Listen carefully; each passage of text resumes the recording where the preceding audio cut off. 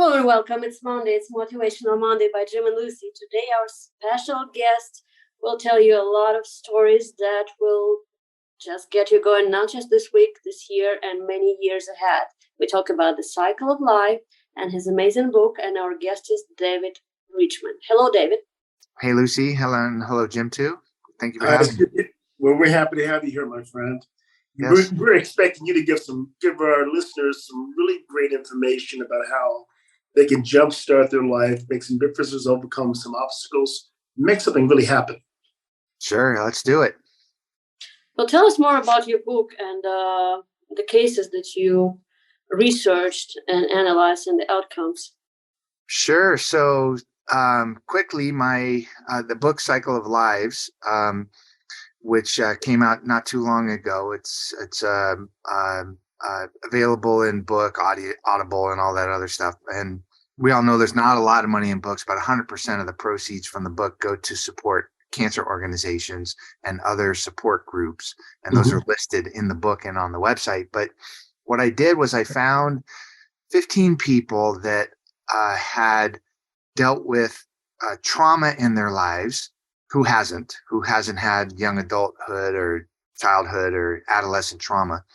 But Yes. that trauma affected their ability or inability to connect with the people in their lives when they were going through cancer, either when they were as an oncologist for 40 years or as a cancer patient or as a survivor, as a loved one. How did the traumas in their life affect their ability to or inability to deepen the relationships around them? Because we oftentimes, there's not anybody that's listening that doesn't agree with this thing. Somebody tells you something really hard to hear and you're like, oh, I don't want to talk about it, right? Because we don't know what to say. We don't know how to form the deep connection over the emotional side of trauma. So I wanted to delve into that topic with all of these people and kind of inform us about what people are going through. Well, that's very important, and well, I think the biggest part will be emotional response because each party in a situation like that has difficulty to not just communicate but not knowing how to react. So, what is your take after talking to all these people? Yeah, well, it's a great question because I went into the project thinking that I assumed what people would be feeling, what kind of emotional responses they would have to the difficulties in their lives. But we often have a different face with other people than we do to ourselves and in our private life. And the things that people are dealing with privately might be nothing close to what we think they're dealing with. And that's what I kind of learned is that there could be, even out of the most difficult situations, there can be gratitude, there can be happiness. I mean, certainly there can be fear and anger and a lot of other things, but the emotional responses are all over the place. And they can even be very positive. People have used adversity to launch them to better places. I know I've done that in my life, and I think a lot of people have, where you can turn a negative into a positive. So I think what I learned most, Lucy, is that not to assume to know what people are going through or assume to understand what their emotional responses to difficulty might be, because we really have no idea what they're going through unless we really give them a safe place to talk. Oh, what a great comment! Because I can see how that would work on the job site in the workplace. It could work going to the supermarket anywhere, and we meet people and we immediately judge them by the way they're dressed, by the scowl on their face, and we don't have any clue what they're going through. It might have been a struggle for them to get out of bed, and here they are right now celebrating that I get out of bed. Yeah. Yeah, absolutely. I mean, what makes me think that's so smart, Jim, is Lucy. You have some post-it notes on the back of your wall behind you, right? Yes. And I was talking to a lady, and she's in the book. She had cancer 5 different times. Okay, 5 different times, but that really wasn't her story. Her story was that before she got her first cancer, she escaped a absolutely horribly unbelievable abusive relationship, like one you couldn't even imagine how bad it was. And When I first talked to her, before I knew about the abuse, before I knew about the cancers, I said to her, I go, hey, Patricia, so tell me, what about you makes you special? And she goes, well, every day I just get up, I put my feet on the ground and I go about my day and do the best I can. And I thought, oh man, I'm going to put that on a little yellow sticky and put it on the wall. That doesn't really help me, but okay. All right. What makes you special is you get up every day and put your feet on the ground. Now, I didn't know anything about her and I assumed a million different things. But then when I started to talk to her and I realized that this woman had over a 35-year period survived 5 major cancers, had taken care of other people, including her father was dying of cancer while she was going through chemo. And she did that having built a lifetime of finding the love of her life that she found after she escaped a brutally abusive relationship. And I'm thinking, my God, like what this woman has gone through. And at the end of my interviewing, I'm interviewing her for like 2 years and I'm getting into all of this stuff. And at the end of the interview, I go, my God, Patricia, how in the world did you do it? And she goes, I get up every morning, I put my feet on the ground and I go about my day. And I'm like, whoa, there's so much behind that. Like I thought at first, it's a little something note you put on your sticky and you just, okay, all right, go about your day, whatever, right? But to know the depth of what she went through, to know how important that was to her, that she had the ability to just get up every morning and put her feet on the ground and go about her day is super, super amazing. What a great story. I mean, those are the kind of people that make the world go around every day. And we wonder, well, why are we still here? They're the ones that make all these things happen. And we give the credit to the people in the bigger homes or the politicians and others, but they're the ones, the quiet people every day that's making things happen. Yeah, absolutely. It makes me think super quick. I'll tell you another super quick story along the same lines is I was, how sometimes you go to a doctor and they're very rigid and strict about do this, do this, do this, do this, do this. And you're like, well, give me a chance to talk and ask some questions or whatever. And they're just really focused on giving you the advice. And sometimes that can be off-putting, right? I'm sure people can relate to that. In any place where people give you advice, that can be off-putting. But then I spoke to a woman who was an oncologist for 40 years. And when I talked to her, she said, listen, I have no room for my patients not to listen to me. I have no time for them to not take my advice. And I thought, well, why is that? And then when I got deep into her story, I found out that this was a woman who had been abandoned as a child, grew up in a very, very difficult part of New York, and had a lot of adversity in her life, became a woman doctor against all odds, when women were not supposed to become oncologists and surgeons, right? And the problems that she had to deal with.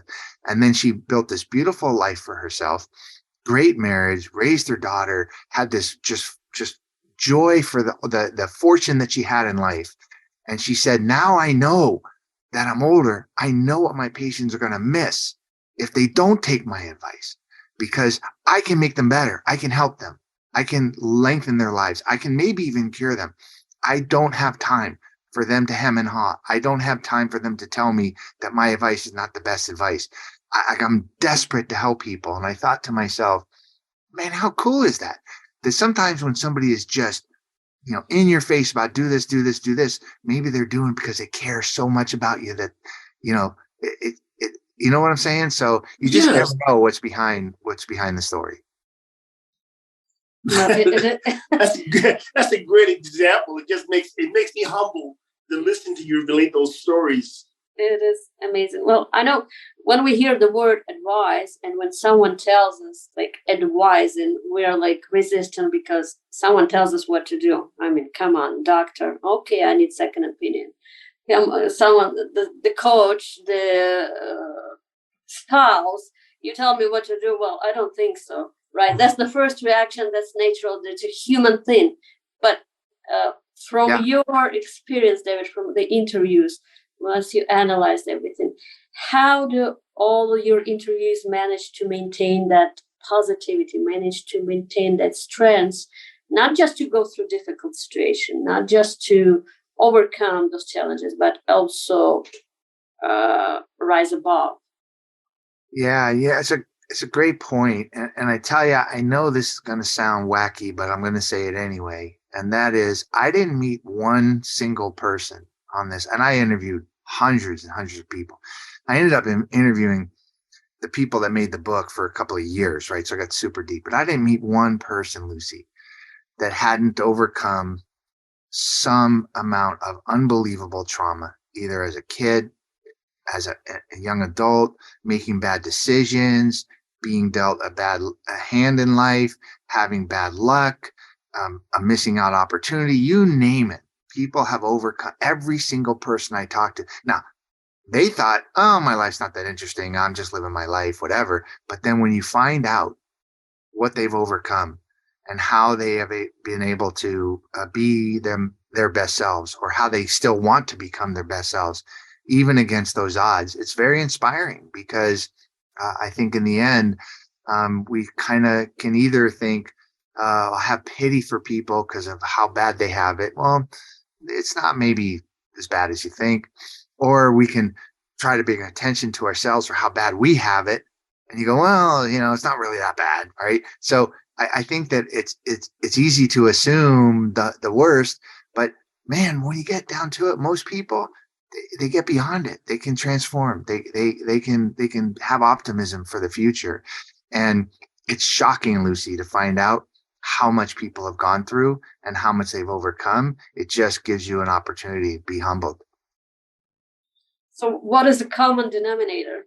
What is the thing that take you through? Because dealing with a cancer in a family or your own, and that's huge emotional undertaking. If you've been to any of the hospital, and most of the listeners, I'm pretty sure, have been to different situations, that you often see. I mean, we understand that's pain, but you often see, like, most people will be sad, and like it's the end when it's not. Right. And I mean, you bring up a lot of points there. It can be very sad. And of course, a lot of the outcomes are not great. Many are, but a lot of the outcomes are not great. And it's that way with any kind of trauma, disease, sickness, bad events, whatever. Sometimes it's not all rosy. But I think what is the common denominator is it was very common for there to be isolation and loneliness involved with their journey. And what the common denominator of overcoming that was them, even if it was late in life, and even if it was just recognizing it after the fact, was if they were able to form deeper connections with the people that mattered in their lives, that helped. Yes. Right? The most difficulty is, how many times do we just go, man, nobody gets what's going on. Like, nobody knows what I've been through. Nobody knows what I'm going through, right? It's so lonely. Like, I don't even want to talk about it because I don't want to bring people down or whatever. There's a million reasons why it can be a very lonely place. The common denominator to at least make it okay, if not get past it and make it good, is connecting with others in an authentic, deep, real way. And I think that's the common denominator. And that's what I try to do with the book, is to better understand what people are going through so that we can try to connect to the people in our lives a little bit deeper, a little bit more authentically. I appreciate that. You're absolutely correct. I'm so glad we had you on today, because I'm sitting back quiet for the first time absorbing That's what you're rare. saying. That's really rare. I'm really impressed, because what you're saying is really relatable and is very concrete. It's something that I already know how to apply. You're absolutely correct. So our dear listeners, please go order the book. Go to the website, is cycleoflives.org. You can find link in the description to this episode.